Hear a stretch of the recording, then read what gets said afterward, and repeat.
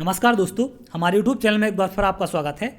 आज मैं आपके लिए मध्य प्रदेश उच्च न्यायालय से संबंधित एक बहुत ही इंपॉर्टेंट जानकारी लेकर आया हूँ, जिसमें हम कुछ क्वेश्चनों पर बात करेंगे जो अक्सर का स्टूडेंट पूछ रहे हैं और आप सबके लिए बहुत ही ज़्यादा ज़रूरी है ये चीज़ सुनना। तो जैसा कि आपने जब फॉर्म भरा होगा तब आपको ये नोटिफिकेशन मिला होगा जो मैं आपको दिखा रहा हूँ सामने।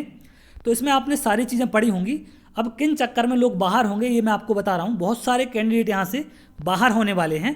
अब क्यों बाहर होंगे ये मैं आपको बता रहा हूँ। तो यहाँ से हम चलते पहले क्वालिफिकेशन पर कि क्वालिफिकेशन क्या मांगा गया था। तो यहाँ से देख लें आप, असिस्टेंट ग्रेड 3 है या स्टेनोग्राफर ग्रेड 3 है, ग्रेड 2 है, इन सब के लिए आपने फॉर्म भरा था और उसमें बोला गया था आपको CPCT चाहिए है, PGDC चाहिए है या ग्रेजुएशन DCA, जो भी आपसे क्वालिफिकेशन मांगी गई थी वो लगभग सभी पोस्टों के लिए मांगी गई थी।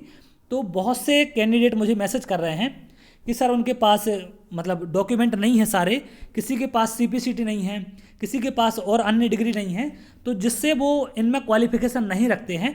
इसके बाद भी उन्हें फॉर्म भरा है और फॉर्म भरने के बाद भी वो 70 नंबर 75 नंबर ऐसे करके नंबर भी लेके आए हैं और वो प्री क्वालिफाई करने की रेंज में हैं।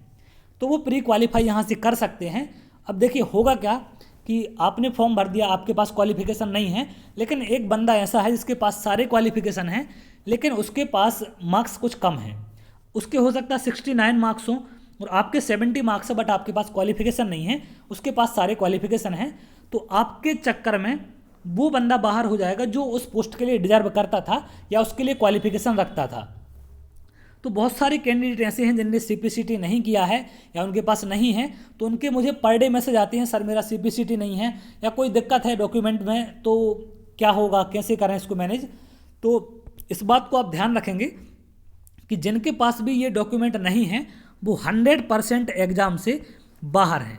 क्लियर है? CPCT नहीं है या जो भी संबंधित इसमें डॉक्यूमेंट मांगे गए हैं उसमें से अगर कोई भी आपके पास डॉक्यूमेंट कम है तो आप 100% एग्जाम से क्या हैं, बाहर हैं। तो जिनके भी मैसेज आते हैं डॉक्यूमेंट नहीं है तो उनका ये रिप्लाई है, वो सीधे सीधे इसको समझ लें कि डॉक्यूमेंट नहीं है तो आप बाहर माने जाएंगे। अब क्योंकि ये आपको जो नोटिफिकेशन है ये फॉर्म भरने के पहले मिलता है तो इसमें सारी चीज़ें कोर्ट ने बता दी थी आपको कि कौन कौन से डॉक्यूमेंट लगेंगे आपको।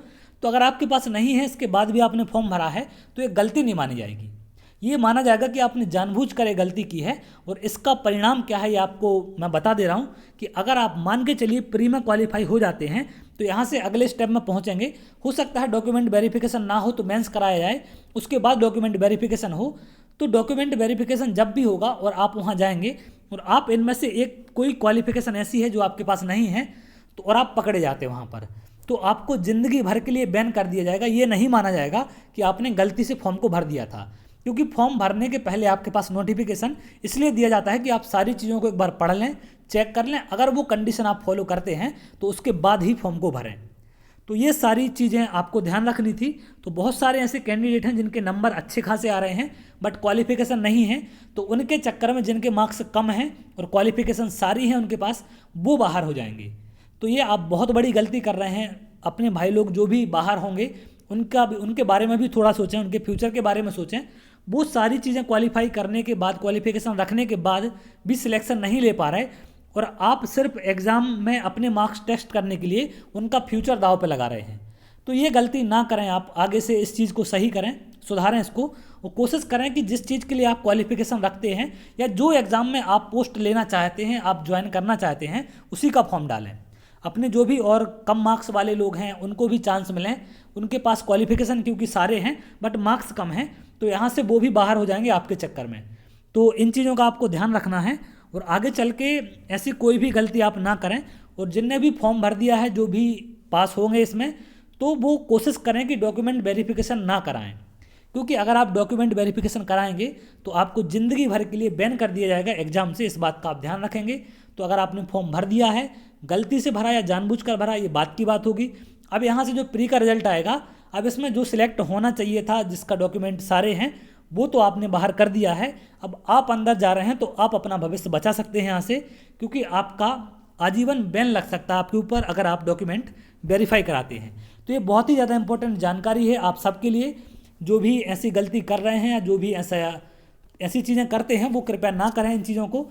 बाकी जो भाई लोग हैं जिनके पास क्वालिफिकेशन, उनको ज़रूर मौका दें, ये मेरी रिक्वेस्ट है सभी से। तो चलिए, अगर आपको वीडियो अच्छा लगा हो, जानकारी अच्छी लगी हो, तो आप लाइक कर लें और सब्सक्राइब कर लें चैनल को, जिससे और भी आने वाली इंपॉर्टेंट वीडियो जानकारी आपको मिल सके। तो बहुत जल्द आगे वीडियो मिलेंगे, तब तक के लिए बहुत बहुत धन्यवाद।